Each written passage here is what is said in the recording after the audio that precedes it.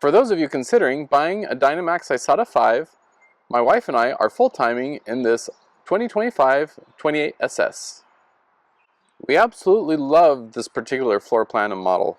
We did spend several months doing our research, watching YouTube videos, and then going to the dealerships and actually walking through a lot of different floor plans and models, and this is the one that we found that works best for us. In a previous video, we did show some dislikes, some little things that we wish could have been better in the coach. And in another video, we showed some of the design fails that were more structural things that could have been improved from the factory that we may not be able to find a fix for, that we've just had to learn how to live with. Anything that we have fixed, we will also show in a hacks video just for you. In this video, we wanted to do a follow-up to the design fails from the outside, but show you more some of the things that the factory could have improved on the inside. So come inside.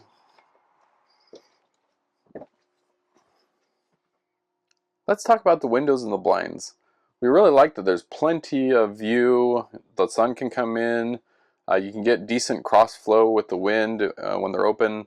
One thing we wish was better, and it's kind of a design fail from the factory, is these blinds. They're just, I don't know, they're very cheaply made. When you use them, they just feel very weak and flimsy, and you feel like you're going to break them, which leads us to showing this one in the front.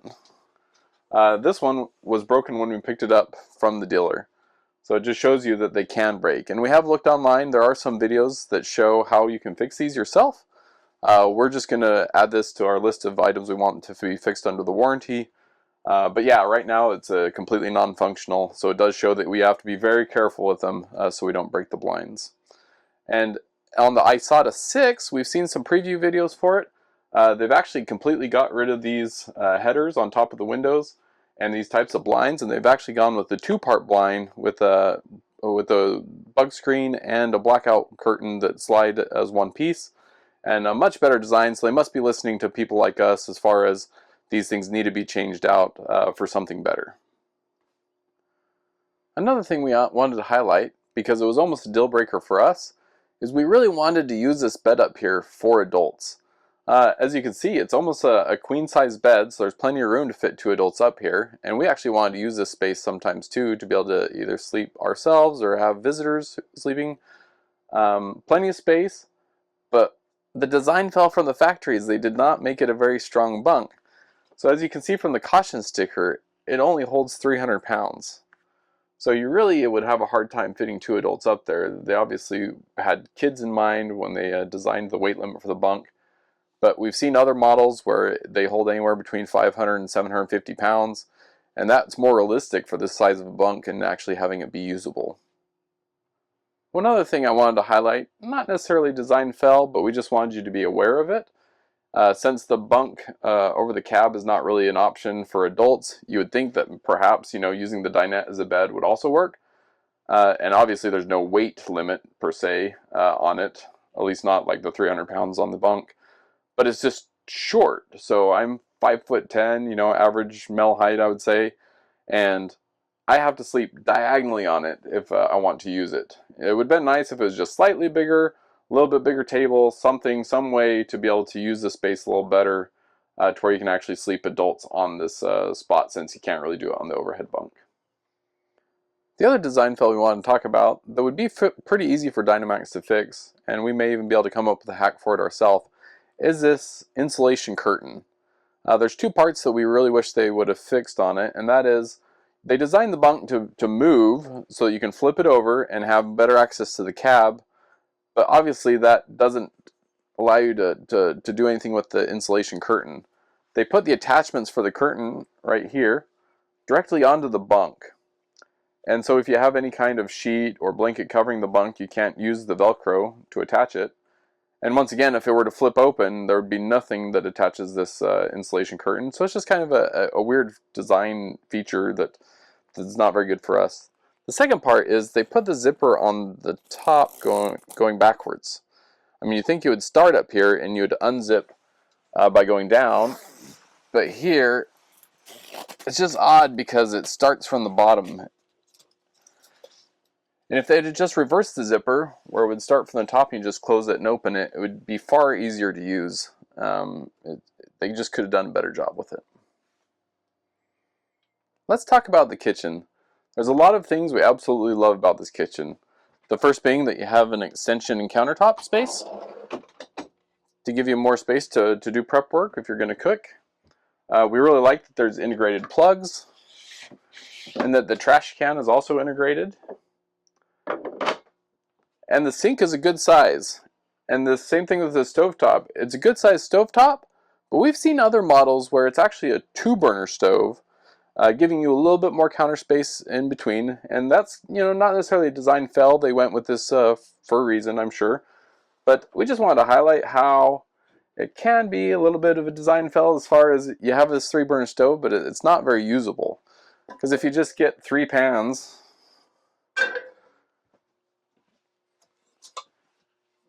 you'll see that you can't actually fit 3 things on here at once. Maybe if you set one to the side.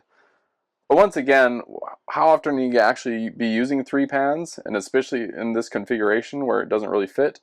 If they just went with a 2-burner, you'd have had more counter space, less space taken by the actual stovetop, and you'd have 2 that are actually usable. Like I said, we've seen that in other models, so we think that it would be a good idea for Dynamax to consider that in this space instead of using the 3-burner stove.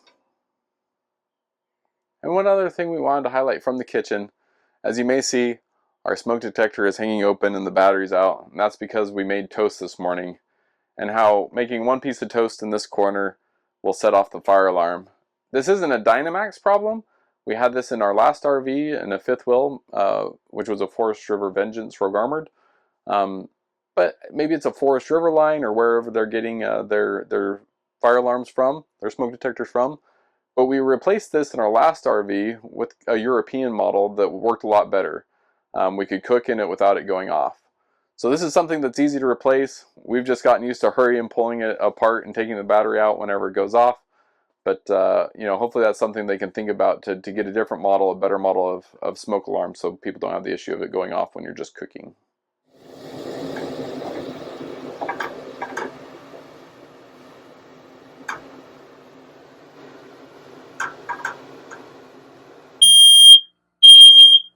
There it goes again. Can't do any cooking.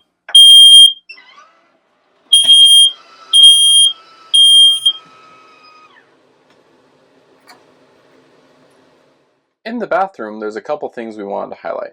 The first is the shower head. So we absolutely love the shower head. You actually have really good pressure with it. And as we did in our previous RV, and I know a lot of RVers do this, when you go to travel, you want to put the shower head on the floor so it just doesn't fall and hit something accidentally. You just kind of put it where it would fall anyway. What we realized is they put this mount here to hold the hose for some reason, but it makes it so you can't set it on the floor of the shower when you're traveling.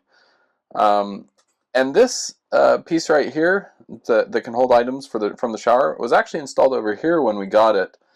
And we moved it because in a previous video we showed how it's really tight in the shower when you have stuff over here that's immovable, and you have this storage on this side. So moving over here kind of freed up more space in the shower. I would say this is an easy win for Dynamax if they would just move it to the other side. And best of all, I mean, at least it gave us somewhere that we can store the shower head while we're traveling, so it doesn't bang around and damage anything while we're traveling.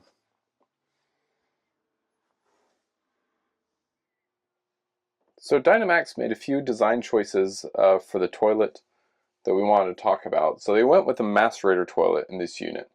And I mean, some of it is trade-offs that they had to decide on because the black tank location is actually under the bed. So since you're having to pump water uphill, they put the macerator in with a pump. It uses a little more water than we would like it to, just because of its design.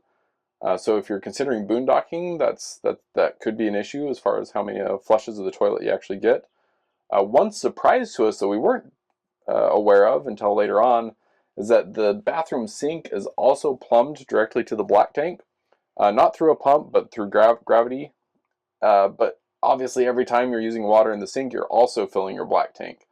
So we didn't know that at first, and when we kept running out of our black tank sooner than we thought, after about 5 or 6 days, which in our previous RV we could usually go about 2 weeks before we had to empty the black tank. We realized that it was because we were washing our hands and brushing our teeth and using the sink a lot, and that was helping to fill the black tank a lot quicker than if we didn't. Uh, Looking at the forums, a lot of people say they'll just put a piece of tape on this faucet or something to remind people not to use it if they're boondocking. Obviously, once we realized that, we started using the kitchen sink more often for things like brushing our teeth, and the black tank lasts a lot longer if you're not using the sink. But just something to consider if you're wanting to buy this model specifically for boondocking. So since we were running out of the black tank a lot sooner than we expected, we actually started to record how many flushes we were using in the eco mode and in the normal mode, and then also how many times, once we realized that the sink is plumbed to it too, how many times I was like shaving or we were brushing our teeth. And in a later video, we'll show you kind of the figures on that so you know exactly how much you can use the bathroom so you can gauge for yourself if this model works for you with boondocking. Not a real fail, but just wanted to highlight some things that came from the factory, not necessarily in their design, but more just in how they do fit and finish on the coach. And the first thing I want to highlight is just this bar here that was supposed to be for the cab over bunk. They just installed it crooked, and maybe I'm just a little OCD, I don't know. But as you can see here, the button's above this mount, and then over here the button's below the mount. And so it's just sitting, about an inch low on that side. And it's something that could have been easily fixed if they just used a tape measure or a level when they installed it. But, they're probably in a rush doing the fit and finish, and it's just one of those things that they missed. And if you remember from a previous video, we showed that the staircase as you come into the coach was also installed a little crooked. And then moving back to the bedroom,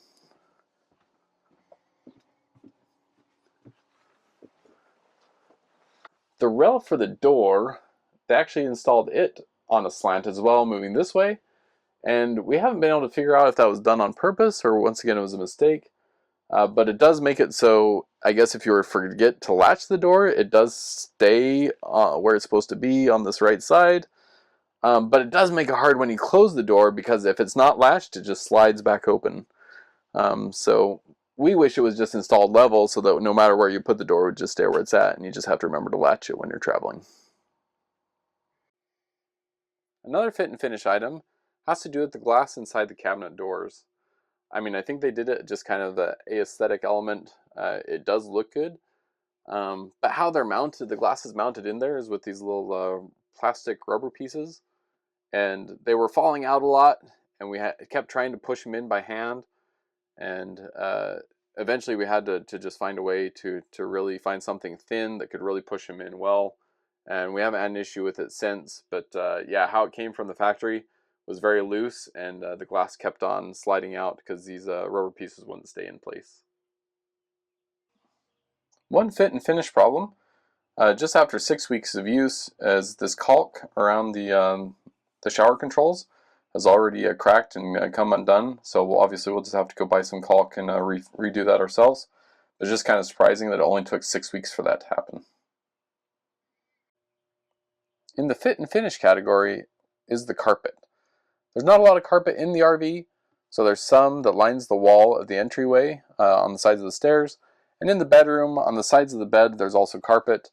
It's just of really poor quality, and it could be that it got trafficked a lot when it was being viewed at RV shows and such. But we just wanted to show some of the problems with the carpet. So under this panel here is the water pump, so you can access the water pump, but they didn't really have a good finish on here. I mean, you can see it's already frayed. You can see where they screwed it in. It's just really poor quality. It's very thin and looks like it'll wear out quickly and probably have to be replaced. I wish they would have just done something better, or is a little better quality, a little better finish on the edges. If you're paying $250,000 for a coach, you would hope that some of that stuff would be solved. The last thing is the heating system. The heating system itself is very good. So you actually have two systems in this coach because you have heat pumps installed in both the front and rear air conditioners. They work down to about 45 degrees, anything less than that, and they just can't keep up with the cold. But you do have a primary furnace as well, a traditional RV furnace, and it works great. So this coach, the way it's insulated and how small it is, it actually heats up very quickly. The design fell, or the thing we wish they would have done differently about it, is where the register is at, where it blows the heat from, is actually built on the side of the bed here in the bedroom. And we wish they could have found a different location for that, because where it's at right here, if you have a blanket that sits over it, it can get very hot, very muggy in this corner. It'd be nice if they had a better way to put it in the space under the bed or somewhere else where it could diffuse a little better without being tucked right under the bed where your blanket hangs down.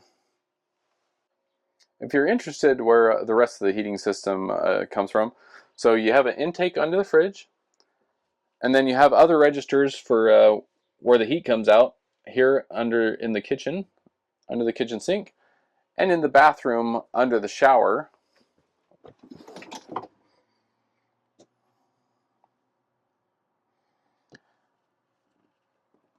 The ones in the shower and the kitchen work just fine. They diffuse properly, everything's great. Like I said, it's just the one in the bedroom under the bed that we wish they could find a different location in the bedroom that wouldn't be so problematic. So despite all the things that we pointed out on the interior of the coach, we just wanted to highlight that if given the opportunity to buy the same model and floor plan again, we'd definitely do it. So yes, we highlighted some of these things just because we wanted to show you, if you're considering buying a Dynamax Isata 5 28SS, some of the things that you know, may be a little off about it. But the good thing is Dynamax is very open to getting feedback. We're in several Dynamax forums, and anytime we make a comment and there are people from the factory will comment back. And obviously they listen to their customers, because we've already seen some changes throughout the years that are based off customer feedback or things that people have pointed out. Things like the blinds that we highlighted earlier, we've seen in the Isata 6 that's coming out, that they've changed the way they've done the blinds. So it just shows you that they really do listen to their customers. The last thing I wanted to say is just, you know, if you really like the content we're producing, it helps us out if you could subscribe, and we'll keep putting out similar content to this, specific to this model and floor plan, so you guys can have an idea about if you want to buy the same model. Thank you.